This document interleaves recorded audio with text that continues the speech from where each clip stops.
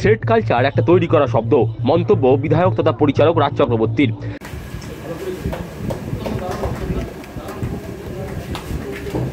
ধন্যবাদ।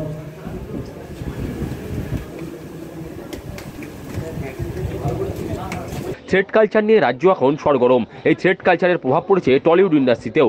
যদিও পরিচালক তথা ব্যারাকপুরের বিধায়ক রাজ চক্রবর্তীর মতে থ্রেড কালচার একটা তৈরি করা শব্দ, সব জায়গায় সমস্যা থাকে, সেই সমস্যার সমাধান হয়। তার সংযোজন টলিউডে থ্রেড কালচার বলে কিছু নেই, এটা কনফ্লিক্ট অর্থাৎ দ্বন্দ্বের মতোই, তবে সব ঠিক হয়ে যাবে।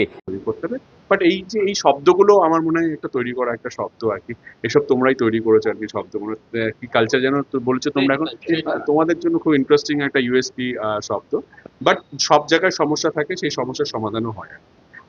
থ্রেড বলে কিছু নয়, এটা একটা কি বলবো, মানে একটা মতবিরোধ, একটা একটা কি বলবো যে ইগো না, দিস ইজ নট ইগো, এটা হচ্ছে কনফ্লিক্ট। একটা আমরা একরকম ভাবে ভাবছি, তারা একরকম ভাবে ভাবছে, তাদের সঙ্গে মতবিরোধ এটা থাকেই এবং সেটা সব, হ্যাঁ, ডিফারেন্স অফ ওপিনিয়ন থাকতে আছে এবং সেটা কারোরটা ঠিক কারোরটা ভুল, সেসব নিয়ে লড়াই চলছে, বাট সেগুলো ঠিক হয়ে যাবে আমার বিশ্বাস আছে। প্রসঙ্গত শুক্রবার টিটাগড় পুরসভার কনফারেন্স হলে পুজোর সরকারি অনুদানের চেক বিতরণ অনুষ্ঠানের আয়োজন করা হয়েছিল। এদিন ব্যারাকপুর বিধানসভার অন্তর্গত সমস্ত পুজো কমিটির হাতে চেক তুলে দেওয়া হয়। উক্ত অনুষ্ঠানে হাজির হয়ে বিধায়ক রাজ চক্রবর্তী বলেন, টলিউডে নিজেদের মধ্যে মতবিরোধ চলছে, সেই মতবিরোধ আলোচনার মধ্যে দিয়ে সমাধান করতে পারবো, তবে চোখ রাঙানি কিংবা ভয় দেখিয়ে কাউকে নিয়ন্ত্রণ করা যায় না। আমি আমাদের টলিউডের কথা, যে কথা তুমি বললে, সেখানে দাঁড়িয়ে আমি একটা কথা বলতে পারি যে এটা কিন্তু সরকারের বা এর সঙ্গে কোনো দলের ইয়ে নেই। এটা আমাদের নিজেদের মধ্যে একটা ইয়ে চলছে আর কি, মানে নিজেদের মধ্যে একটা মতবিরোধ চলছে। আমার বিশ্বাস এই মতবিরোধটা আমরা আলোচনার মধ্যে দিয়ে এবং সমস্যার সমাধান করতে পারবো।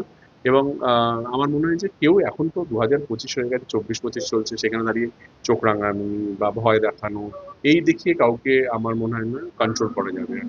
যদি কন্ট্রোল করতে হয়, তার প্রতিভার মধ্যে দিয়ে, তার তার তার যোগ্যতার অনুপাতে তাকে কিন্তু তাকে কাজ দিতে হবে বা কাজের জায়গা তৈরি করতে হবে। রাজের কথায় আরজিকর কাণ্ডের মধ্যেও বাবলি রিলিজ হয়েছে, সেই ছবি ভালোই সাড়া ফেলেছে।